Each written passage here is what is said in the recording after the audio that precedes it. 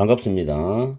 여러분이 수능 치는 그날까지 항상 함께하는 몸짱 영어쌤 MJ입니다. 오늘은 수능 특강 6강의 3번 지문 주제문을 가지고서 문법을 먼저 분석을 해보겠습니다. 첫 번째 줄에 보시면 It is argued that 나오죠. it 다음에 동사가 수동 형태입니다. 그리고 that을 나오면 무조건 가주어, 진주어. 잘 기억하세요. 이때 that은 접속사가 되고 뒤에 완전한 문장이 옵니다. 그리고 첫 번째 줄 끝에 보면 serve to 부정사. 이것도 잘 챙겨두세요. 많이 활용합니다. 동사하는데 도움이 된다. serve to 부정사. 다음 as well as는 상관 접속사를 이용해서 해석을 하면 될 거고, 세 번째 줄에 보면 digitization and the growth of the internet이 주어져 are reducing인데 디지털화와 인터넷의 성장이 실제로 줄여주고 있다라는 현재 분사가 reducing이 나오고 있죠. 그리고 옆으로 쭉 가면 and 다음에 creating도 현재 분사로 병렬입니다. 다음에 offering도 현재 분사인데 뒤에 skills란 목적을 가지면서 앞에 있는 소기업 그리고 회사들, 작은 기업들과 회사들이겠죠. 이걸 수식합니다. 현재 분사로. 그리고 쭉 내려가서 여섯 번째 줄이죠. 뒤에 보면 make 구조, 중요한 구조입니다. make 다음에 이시 가목적이고 이절이 목적격 보호인데 형용사의 비교급이죠. 그 다음에 for 의미상 주어 to 부정사, 진목적입니다. 부정사가 목적일 때 뒤로 넘겨버리고 make 다음에 가목적 is를 쓴다는 거 꼭 기억하시고, 그리고 as는 접속사로서 뭐뭐 하면서 뭐뭐 되면서라고 해석하시면 되고, 그럼 쭉 내려가서 find가 타동사고 that절이 목적어절인데 그 that절 속에서 높은 초기 비용이 주어져 involved인이 pp입니다. 그래서 온라인의 입지를 구축하는 데 관련된 높은 초기 비용 pp가 주어를 꾸미죠. 그럼 이 주어에 대한 동사는 그 다음 줄 뒤에 represent 뭐뭐에 해당하다는 타동사가 나옵니다. 이 동사절이죠. 그리고 쭉 내려가서 when it comes to 이때 to는 전치사인데 뭐뭐에 관한 한 뜻이고, made possible 오형식이 수동태로 바뀐 구조의 pp하고 형용사만 남은 구조입니다. 그래서 made라는 pp가 앞에 있는 추가적인 규모의 경제를 수식하면서 해석하시면 돼요. 그리고 보기에서 5번에 대시 목적격 관계대명사죠. 뒤에 보면 포즈라는 단어가 문제 등을 제기하다, 문제를 가져오다는 뜻으로서 포즈의 목적어가 앞에 있는 잠재적인 위험이라는 선행사로 빠져나왔죠. 그래서 대신 목적격 관계대명사 구조입니다. 일단 문법은 이렇게 분석을 했고 내용적으로 들어가는데 이 지문은 대조적인 내용으로 구성되어 있습니다. 자, 보시면 첫 줄에 가끔씩은 주장이 된다죠. 항상 그런 게 아니라 가끔씩은 그렇게 주장된다는 거죠. 대절입니다. 디지털 기술의 확산이 established 확고하게 자리 잡은 미디어 자이언트 거대 미디어 기업뿐만 아니라 스몰 컴퍼니죠. 소규모 기업에게도 기회를 균등하게 하는데 도움이 될 것이라고 가끔씩 주장이 된다 이 말이죠. 그러면 이게 100%는 아니란 말이에요. 그래서 통념적인 요소도 있다는 이야기예요. 이 첫 문장을 봤을 때 가끔씩 주장된다. 그러면 도움이 된다. 균등하게 하는데 도움을 준다는 말을 뒤집는 내용이 어딘가에 나올 거라고. 그게 지금 다섯 번째 줄의 however부터 나오는 내용입니다. 아시겠죠? 첫 번째 문장이 통념으로 출발합니다. 다음에 디지털화와 인터넷의 성장은 실제로 줄여주고 있어요. 시장 진입에 대한 많은 장벽들을 줄여주고 있습니다. 그리고 기회들을 만들어내고 있습니다. 뒤에 보면 새로운 형태의 콘텐츠 창작에 대한 기술들을 제공하는 소기업들과 회사들을 위해서 기회들을 만들어내고 있다는 거죠. 좋은 거죠, 이 말은. 원래 작은 기업들이 어떤 기업에 대한 어떤 재무나 이런 부분이 약하기 때문에 마케팅적으로 확장도 못하고 능동적으로 공격적으로 이렇게 추진해 나갈 수 없는데 디지털화가 되고 인터넷이 성장하면서 가능하게 되었다는 이야기죠. 그래서 굉장히 좋은 이야기입니다. 근데 여기서 이제 뒤집는 이야기가 나와요. 첫 번째 문장에서 통념으로 출발했기 때문에. 그러나 디지털 환경은 favor, 선호한다는 겁니다. 강하고 인지도가 높은 브랜드를 선호합니다.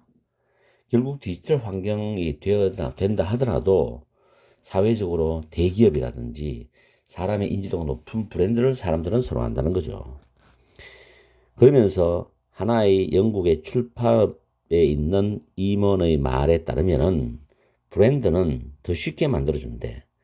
소비자들이 세상이 더 복잡하게 되면서 소비자들이 선택하는 걸 더 쉽게 만들어준대. 소비자 입장에서도 워낙에 세상이 경제적으로 복잡한 구조로 막 계속 발전해 나가니까 거기서 유명한 브랜드라든가 자기가 알고 있는 대기업의 어떤 물건이나 제품을 선호한다는 거죠. 선택할 때. Without recognizable brands and worthwhile. 이때 worthwhile은 상당한, considerable, significant라는 단어와 같은 의미입니다. recognizable. 여기서 recognizable은 인지도가 있는 이죠. 인지도가 있는 브랜드나 상당한 수준의 어떤 소비자 또는 고객의 인식이 없다면 온라인 영역으로 들어오는 잠재적인 신규 업체들은 발견할 수도 있다는 거죠. 온라인 입지에서 확고하게 자리 잡는 데 관련되는 높은 초기 비용이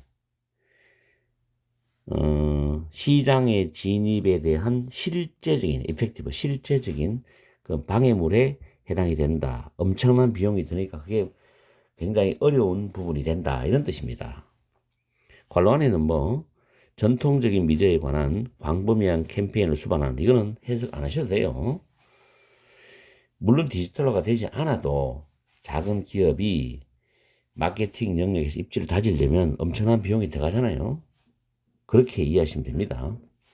Large and established media, 크고 거대하고 이미 확고하게 자리 잡은 미디어 콘텐츠 제공 업체들은 with 뭘 가지고 있냐면 강력한 브랜드를 가지고 있고 어떤 이미지나 그 다음에 텍스트나 사운드의 귀중한 백 카탈로그에 대한 접근성을 가지고 있는 거대하고 확고하게 자리 잡은 미디어 콘텐츠 제공 업체들은 have several advantages, 여러 가지 이점들을 가지고 있답니다. 뭐에 관한 한 디지털화에 의해서 가능하게 된 거대한 추가적인 규모의 경제의 활용에 관한 한 여러 가지 이점을 가지고 있다.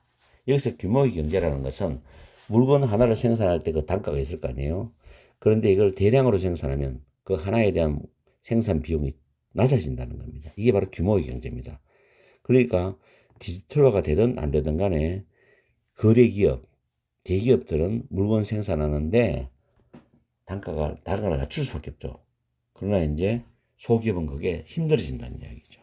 그래서 디지털화에서 가능해진 추가적인 규모의 경제를 활용하는 것에 관해서도 이미 자리 잡은 거대 기업들은 여러 가지 장점이 있다, 이점이 있다는 뜻입니다.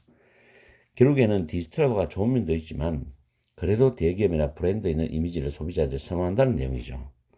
자, 1번에 보시면 잠재적인 불평등한 영향인데 디지털화가 다양한 규모의 기업들에게 미치는 잠재적인 불평등한 영향, 이게 정답이 되겠죠.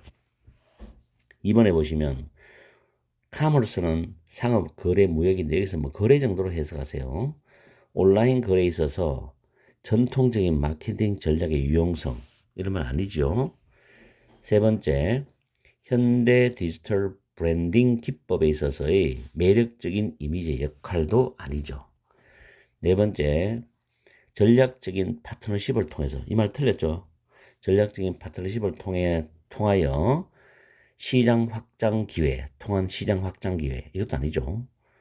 다섯 번째는 디지털화에 관한 지나친 또는 과도한 의존이 가져올 수 있는 잠재적 어떤 위험들, 이것도 아닙니다. 정답은 1번이죠. 간단히 한 번 더 정리를 해드리면은 첫 번째 문장과 두 번째 문장에서 도입법에 해당되는데 디지털 기술의 긍정적인 영향을 말해주고 있어요. 근데 내가 첫 문장에서 통념으로 출발한다 그랬죠. 세 번째 문장부터 네 번째, 다섯 번째 문장에 이어서는 디지털 환경의 부정적 영향이 내용이 쭉 나오고 있습니다. 뭐 디지털 환경에서는 인지도가 있고 강력한 브랜드가 소비자의 선호도를 소비자들이 선호한다. 그다음 온라인 입지를 구축하기 위해서는 처음에 높은 초기 비용이 필요하다. 그래서 신규 업체들이 시장 진입을 하는데 굉장히 어려운 장벽이 된다. 그렇게 말했죠. 결론적으로 기존에 있는 거대한 미디어 콘텐츠 제공 업체들이 시장에서 우위를 차지한다는 말로 마무리를 하고 있는 글입니다. 그렇죠? 자, 이 지문은 수능에서도 충분히 나올 수 있는 지문입니다. 난이도는 중상 정도로 보시면 돼요. 잘 복습하시고 단어도 잘 챙기세요. 해석 연습 철저히 하는 거 잊지 마시고 오늘 강의는 여기서 마치겠습니다. 항상 여러분과 함께하는 MJ가 되겠습니다. 오늘 오후도 즐겁고 행복한 시간 보내세요.